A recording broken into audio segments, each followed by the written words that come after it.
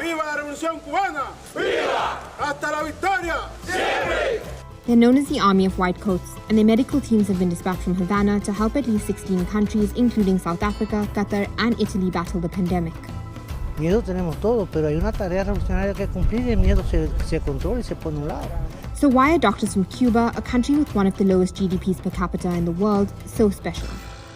The Cuban medical staff sent around the world come from the Henry Reeve Emergency Medical Contingent. It was started in 2005 by the late Fidel Castro and specializes in rapid response to natural disasters and outbreaks. Since then, the unit has helped 3.5 million people in 21 countries. But Cuba's medical internationalism goes back further than 2005 and is rooted in the struggle against colonialism. It all goes back to the Cuban Revolution in 1959, when Castro overthrew Fulgencio Batista's dictatorship and established a communist regime. Free healthcare and education were identified as universal human rights, so the country invested in its own healthcare system. But it also built an international outreach. Illegal! This is why we can't do what? We must do everything in our power to stop this. How dare they? Why aren't they shipping weapons and bombs to other countries? Oh wait, they used to. Except the weapons and bombs and military support that they were offering to other countries were on the right side of history, and America was seemingly on the wrong side of those conflicts as well. Apartheid South Africa comes to mind. Anyway, effort in order to respond to situations like natural disasters, as well as help other countries with their anti-colonial struggles. During the Algerian War of Independence, Cuba sent their doctors to help after French doctors left the country. Some of those wounded in the war were even brought back to Cuba for medical treatment. Such medical missions were essentially free, but they served to encourage diplomacy and helped Cuba overcome political isolation due to the US embargo. Since Cuba sent their doctors to Algeria in the 60s, the countries have remained friends and allies. Today, Cuba has one of the highest number of doctors per capita in the world at 8.2 doctors per 1,000 people. That's 3 times higher than the US. But how does the country even have that many doctors? In 1959, when Castro assumed power, half of the 6,300 doctors in the country defected. So the country concentrated its efforts on training new doctors. They put in place an emergency accelerated curriculum in 1963 so that they could realize their vision for a free and accessible public health system. They also invited students from newly independent African and Caribbean countries to enroll. Academic records were not the only criteria. So was a commitment to solidarity and serving communities without access to health. The program has changed a lot over the years, but there's one... What the f***? That was crazy. Did y'all see that? That was wild. They got me. They got me. God damn it, they got me. I got hit with a CIA heart attack gun. My stream did. Right as I was about to read the one chatter who said, my wife was a doctor in Cuba and now she's in the United States, also a doctor in the United States. They are basically property of the state. Like right as I was about to read the reactionary chatter be like, this is actually bad. You know, I love this take because, oh, there it is. Look, I love this take because this is what they say about like any kind of nationalized healthcare system as well. My wife left Cuba. She was a doctor there and now a doctor in the USA. They are considered property of the state. Yes, dude. Yes. What you're describing is unironically a nationalized healthcare system. Okay. Or rather, you subtly wanted to say you got a bad bitch for a wife, you know? Hey, listen up, chatters. I got a Latina wife who's a doctor. Like, sweet flex, man. That's cool. I'm proud of you. Cuba's medical education system exists within the healthcare system. My wife is a public defender in America, and in that country, they are considered property of the state. I know. Property like Marine, but not doing tough shit. Exactly. Anyway, let's continue. Instead of teaching hospitals, there's teaching at community centers and polyclinics. Polyclinics are community-based clinics with primary care physicians, specialists, and diagnostic testing. And each clinic tailors their medical approach to the needs of that community. Medical and nursing students intern in this national system from their very first year. Today, Cuba has the largest medical university in the world, the Latin American School of Medicine. And they offer scholarships to students from around the world who otherwise wouldn't be able to afford medical school. But it's not just medical training that Cuba succeeded at. They've also innovated in the biotech industry, partly because of sanctions. In the 80s, their doctors developed vaccines preventing dengue fever and meningitis. They've developed a number of successful drugs that help with everything from diabetic foot ulcers to HIV and hepatitis. But in 1998, Cuba's free medical missions embraced the free market. The relatively poor country realized that they could tap into their robust healthcare to boost the economy. 30,000 doctors were sent to Venezuela, and in return, Cuba bought oil from Venezuela below market prices. Cuba then set up permanent missions which the country would be paid for in South Africa, Qatar, Brazil, Algeria, and Kenya. Leasing healthcare professionals to 67 countries around the world brings in $11 billion a year. But how does it work? During these permanent missions, doctor salaries and living expenses are paid for by the countries they're working in.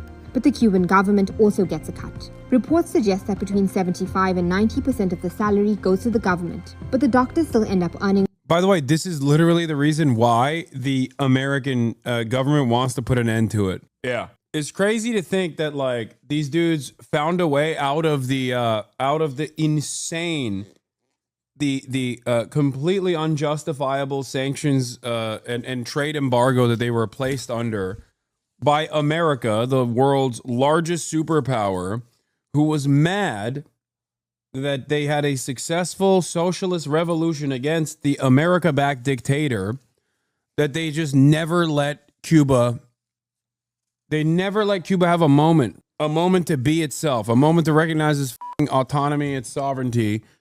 And ever since then, we've just been punishing them for this crime of doing a successful revolution. And no matter what, like, they find ways out of it due to ingenuity, due to resilience, due to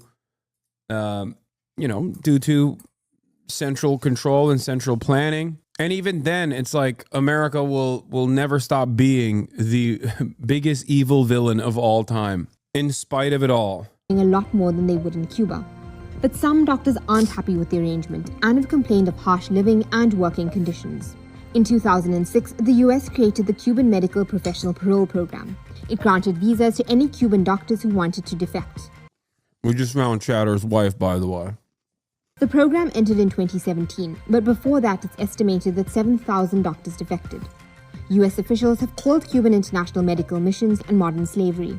Cuba's health ministry says this isn't the case, and the US is trying to undermine their missions and curb revenue they make to put pressure on the country. In 2018, Cuba pulled thousands of doctors from Brazil when the country's right-wing president Jair Bolsonaro called the doctors slaves and terrorists and threatened.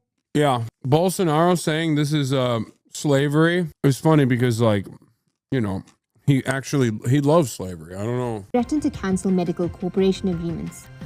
More than 8,000 Cuban doctors have been stationed in remote areas in Brazil where it's difficult to get. Have you ever spoken about the absolute pathetic grift that is Asmongold's current content, or do you think he just saw your success and said, I'm going to do the Nazi version of that? Yes, I have spoken about it. I even briefly alluded to it earlier today. At this point, I just kind of like crack jokes about it because we've known about this for quite some time. He has been doing it for a while. He's completely restructured his content around basically being Bizarro Hasan. I shower every day. I work out every day. I am on the right side of issues every day. He is the exact opposite. I'm political. He's apolitical. I leave my house every day. I go touch grass every day. Yeah. Brazilians to work. But the situation has changed because of the coronavirus. Brazil says it could hire back Cuban doctors that are still in the country. Dozens of other countries have also sent requests to Cuba to send emergency teams of doctors. The US says that Havana is exploiting the crisis in their own doctors and criticized countries who want to use them to fight coronavirus. La campaña de descrédito del gobierno de los Estados Unidos es inmoral en cualquier circunstancia.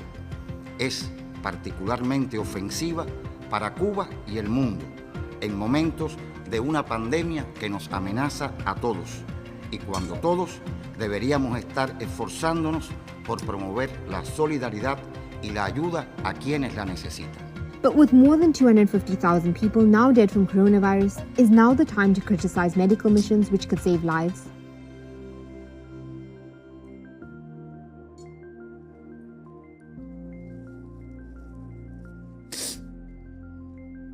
Let's talk about, there's